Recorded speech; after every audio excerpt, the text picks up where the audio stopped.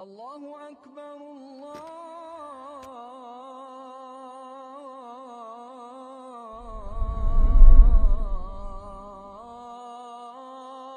أكبر.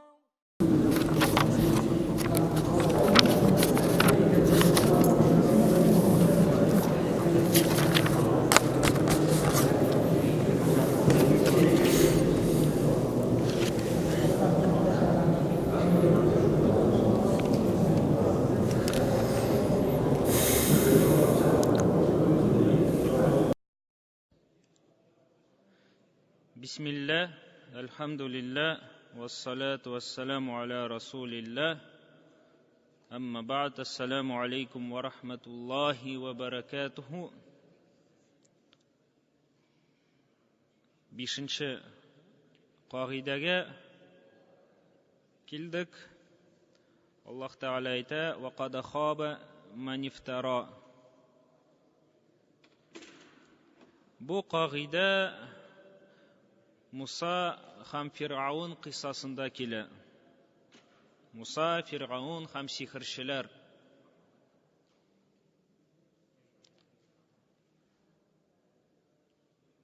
Аллах Тағала бұлай деп айта: Фирғаун Муса алейхиссалам аңа мұғжизалар көрсеткеш, сихіршілерні шақыра. Фирғаун сихіршілерні шақыра. Хам Муса алейхиссалам айта: «Қалы мауидакум яуму зина ва ан юхшаран насу духа». Яғни келешебіз бәйрам болған күнні ұшырашабыз. Ол күнні кішілер ертен жиылышақлар дей. Қашан кішілер ертен жиылып бәйрамге келелер, шунда жиылырбыз дей. Хам Фирғаун хақ сөзні қабыл етмей. Фатавалла Фирғауну фаджама'a кейдаху thumma ата. Ләкин мәкірлік қыла, хам мына шул күнні сихіршілерні жиып келе. Хам Муса алейхиссалам bu sihirchilarni va'azli. Qala lahum Musa waylakum la taftaru ala Allahi kadhiba fayushitakum bi'azab. Musa alayhissalam ayta: "Qo'yg'i sizga Alloh Tağalaga yolg'on yoqmag'iz" deydi. Olay ishlasangiz yushitakum bi'azab. O'zining g'azobi bilan sizni halok etashak, yo'q etashak deydi. Agarda Alloh Tağalaga yolg'on yoqsangiz, Alloh Tağala o'zining g'azobi bilan sizni yo'q etashak. Wa qad khaba man iftara. Ham hasratda bo'lashaq kim yolg'on yoqa. Nindi gina yolg'on bo'lmasin, ol iftiro bo'lmasin, onday kishi o'ngishqa erishmayashak. Onday kishi hasratda bo'lashaq deb Musa алейхиссалам ayta. Вот это пятое правило приходит у нас в суре Тоха, в истории, которая произошла между Мусой, фараоном и колдунами. И когда они собрались в день праздника, когда все люди пришли, Муса алейхиссалам начал давать наставления колдунам. Использовал этот момент для того, чтобы сделать наставление людям. И сказал: «Вайлякум, горе вам, ля тафтару аля Аллахи кадиба». Не измышляйте на Аллах ложь. Фаюсхитакум би'азаб. Если вы будете так делать, будете измышлять ложь, то Аллах Тааля уничтожит вас своим наказанием. Вакада хаба ман ифтара. И не преуспеет тот, кто измышляет ложь. Будет все время лишенным тот, кто лжет. И вот это слово «ифтира» в Коране приходит с несколькими смыслами. Одно из них аль-кадиб – ложь, другой – ширк, многобожие, зулюм, несправедливость. Вот эти три смысла обычно вот это ифтира приходит с этим смыслом. Ягни кем ялган яга ширк кыла, кешеләрне рәнҗетә, ул бер кашан да уңышка ирешмәячәк ди.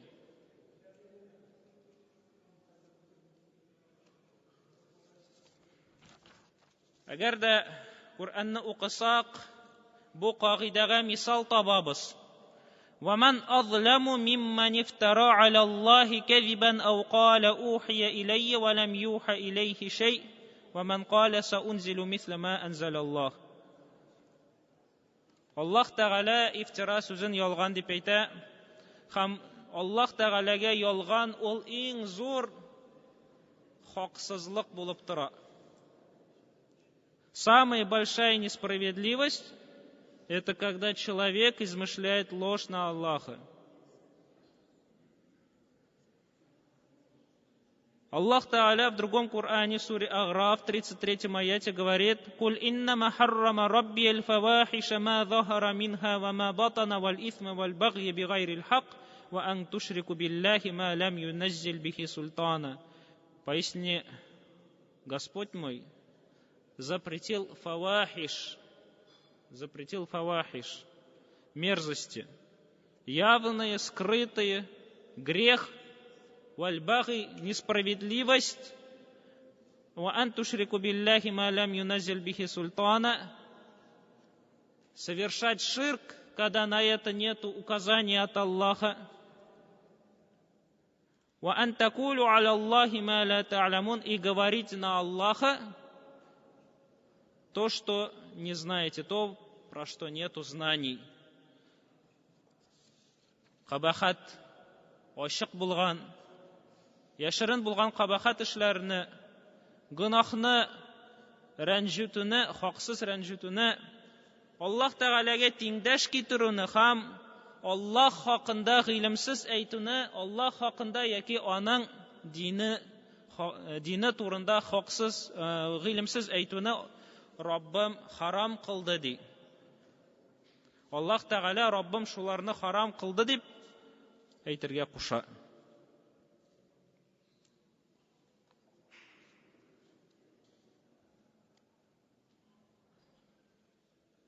Аллаһ Тәгалә әйтә: «Вала тaqulu лима тасифу алсинатакум аль-кадиба хаза халалун ва хаза харамун литафтару аля Аллахи аль-кадиба». Сез уйлап чыгарган, телләрегез белән уйлап чыгарган әйберләр турында бу халал, бу харам дип әйтмәгез ди Аллаһ Тәгалә. Моның белән Аллаһ Тәгаләгә ялган ягасыз. Ә кем Аллаһ Тәгаләгә ялган яга, аның дине турында, диндә булмаганны, дәлиле булмаганны әйтсә, ла юфлихун, ул һич кайчан да уңышка ирешмәячәк. И не говорите про то, что описывает, о том, что описывают ваши языки, то есть ту ложь, которую измышляют ваши языки, говоря это халяль, это харам, и этим вы говорите ложь об Аллахе. А тот, кто лжет о Аллахе, тот никогда не преуспеет.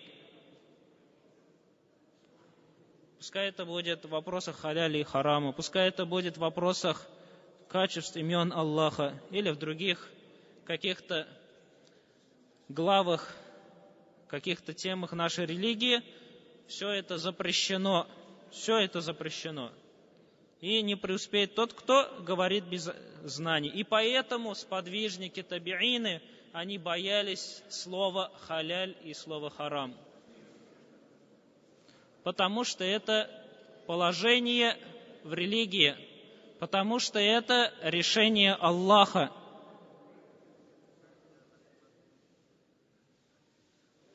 Как приводится, ничек китерелә, кашан Умар ибн Хаттаб хөкем кылгач та, аның хөкемен кыягазга яздылар. Шулай итеп язарга теләделәр. Хаза ма араллаху амирал муъминина Умар. Бу хөкемне Аллаһ Тәгалә Гумарга күрсәтте дип. Хам Умар ибн Хаттаб әйтә, язмагыз алай ди. Не пишите так.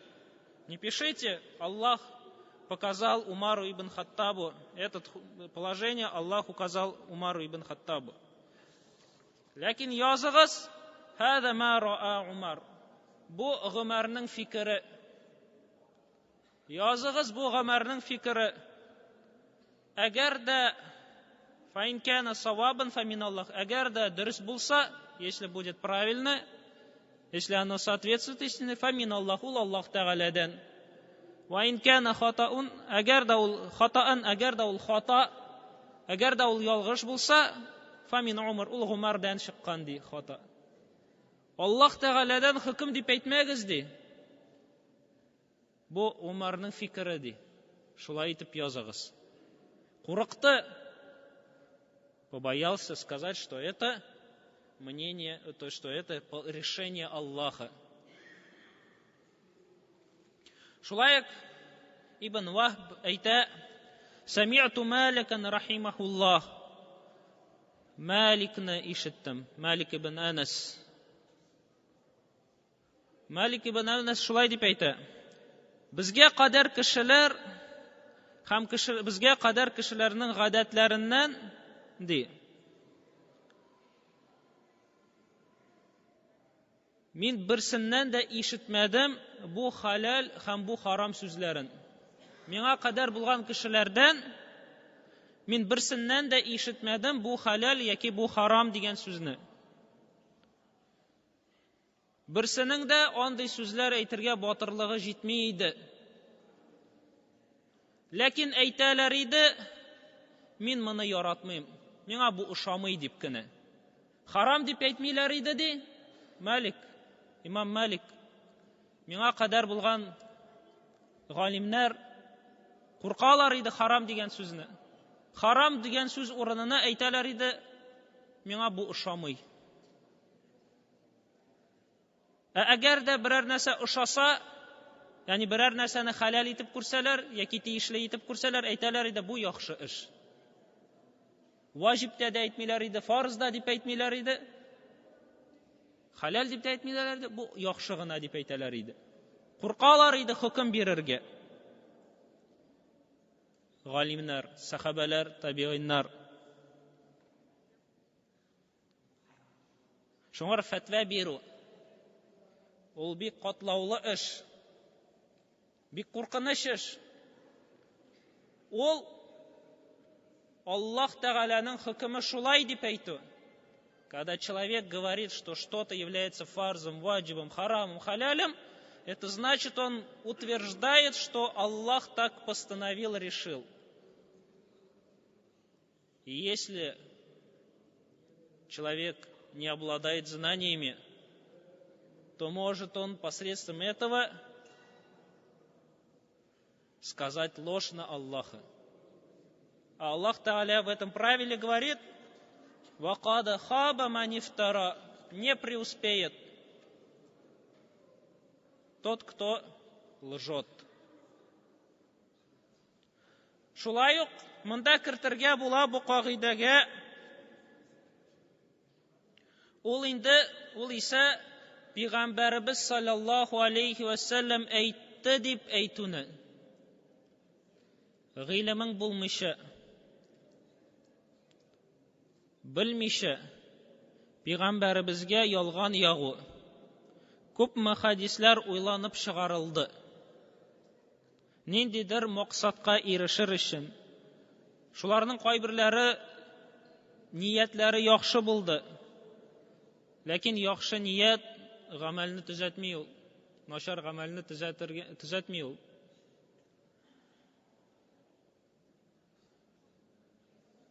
Шуңар әгәр дә хадисның дөрес яки дөрес булмавын белмисез икән, һәм бу хадисләр телефоныгызга килсә, аны таратмагыз. Не распространяйте хадисы, которые приходят к вам в телефон, если вы не знаете, если вы не уверены в достоверности их. Это же будет измышлением на пророка, саллаллаху алейхи вассалям. И опять же это правило: «Вакада хаба манифтара». Не преуспеет тот, кто лжет.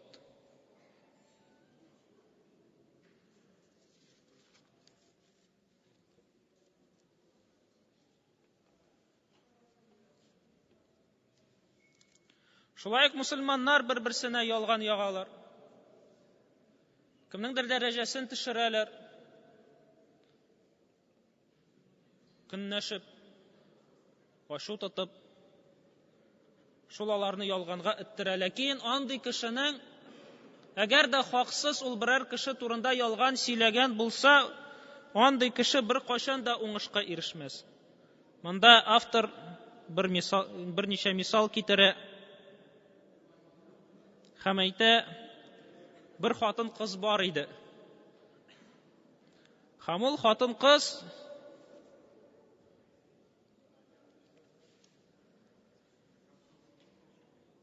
ике тапкыр аерылды. Һәм туганнары арасында, никахлашырга рөхсәт ителгән туганнары арасында бер ират бар иде. Аның 5 баласы бар иде һәм хатыны бар иде. Һәм бу хатын-кыз кияүгә чыгарга теләде бу иратка. Һәм икенче туганы, бу хатын-кызның икенче туганы, бу иратның хатынын теләде. Һәм алар бер-берсе белән килештеләр: әйдә, бу ират зина кыла дип хәбәрләр таратыйк. Давайте придумаем и будем говорить, что эта женщина после 2 разводов решила выйти замуж за одного из своих родственников, который вел счастливую жизнь со своими 5 детьми и женой. И она договорилась с одним из своих двоюродных братьев, что будут измышлять среди родственников, распространять истории про этого мужчину, то, что он неверен своей жене. И чынлап та уңышка ирештеләр. Аерылды бу ират бу хатын-кыз белән. Ләкин вакыт үтте, бу хатын-кыз, ягъни менә бу ир белән хатын аерылган, хатыны бүтән иргә дәрәҗәлерәк кешегә кияүгә чыкты, шул ират бүтән хатын-кызга өйләнде. Һәм әйтә, бу хатын-кыз: мин ирешмәдем максатыма. Максатыма ирешмәдем. Кем белән килештем, ул да ирешмәде хакыйкый максатына. Ләкин зак кына вакыт үтмәде, миндә рак крови таптылар ди. Минем менә бергә ялган яккан туганым янды шул ук вакытны. Миннән рак табылган вакытны ул янды ди.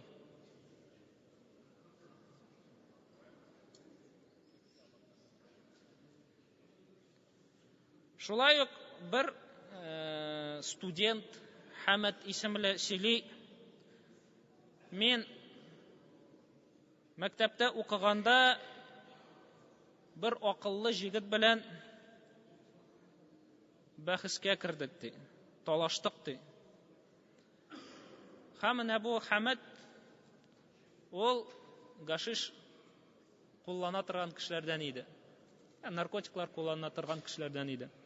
Һәм мин менә шул наркотикларны алып, менә шул студентка портфеленә салдым, һәм дустыма әйттем: бар әле полицейскийларга, китер аларны, менә шулай мәкерлек кылабыз ди. Ягъни ачуыннан шулай итеп ялган ягарга теләде. Һәм полицейскийлар килеп, чынлап та бу студентны тоттылар, һәм бу студентның тормышы җимерелде. Туганнары борылды.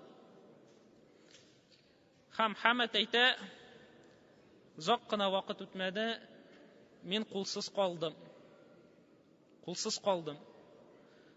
Хам оңнадым құлсыз қалуымның сәбәбін. Хам бұл студентқа барып ғафу өтіне башладым, ләкин ол айтты, мен сеңа һәр түнні сеңа дұға қыламын ди. Аллах Тәғала сені юқ етсін деп.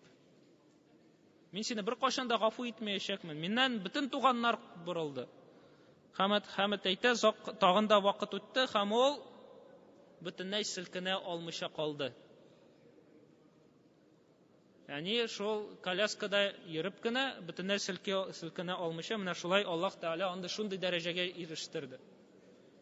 История Хамада, когда он поспорил с одним из студентов, с учеников, а тот был очень преуспевающим. И после того, как они поссорились, он решил избавиться от него, свою злость выместить на нем. И сигареты с наркотиками, которые он использовал со своими друзьями, поставил его в портфель и вызвал полицейских и указал полицейским, вот, говорит, это тот, кто распространяет наркотики в нашей школе.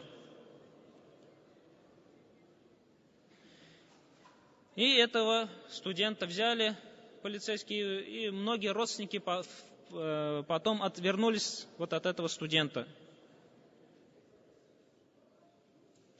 И Хамад говорит, вот, который все это подстроил, через какое-то время, говорит, произошла авария, и я остался без правой руки.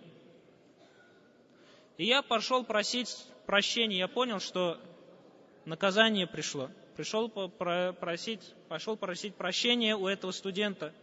Однако тот сказал, я делаю дуга против тебя каждую ночь. Я тебя никогда не прощу, так как из-за тебя у меня все родственники от меня отвернулись. И мы знаем, что нету преграды между человеком, которого лишили его права, и Аллахом. И этот Хамад не только без руки остался, но еще стал парализованным, остался парализованным на всю жизнь. То есть вот такие случаи происходят. Также во времена Ахмада ибн Ханбаля, когда была вот эта фитна, был такой же ученый Ахмад, только Ибн Наср. И его вот, халиф, договорившись с другими людьми, казнили его.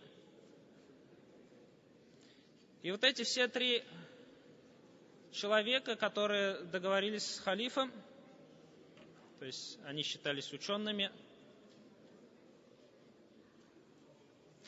умерли разной смертью.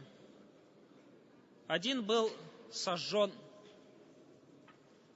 другой был разорван на части.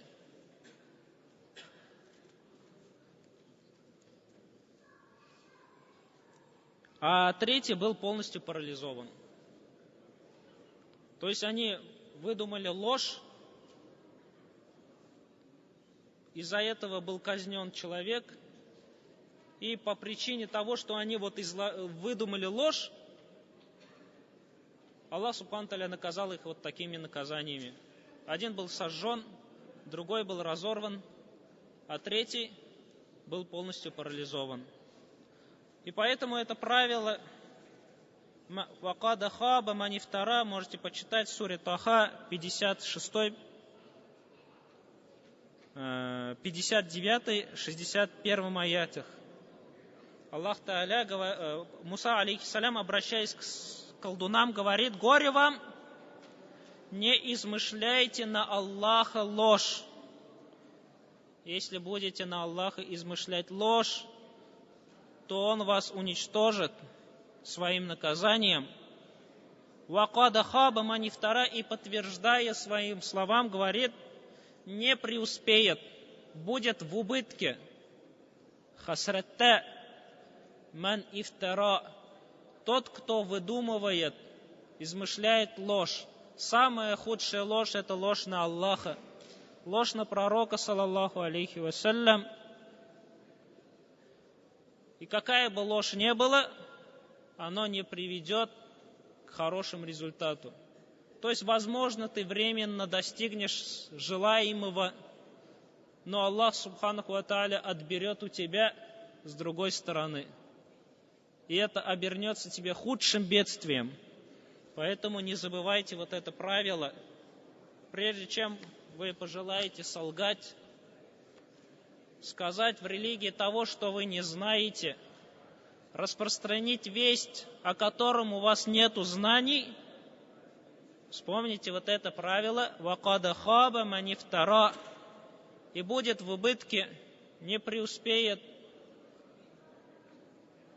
тот, кто измышляет ложь. И это правило в Коране, и оно очень много в Коране повторяется, хоть и другими словами. Субханак Аллахумма бихамдик, ашхаду ан ла иляха илля анта, астагфирука ва атубу илейк. الله أكبر الله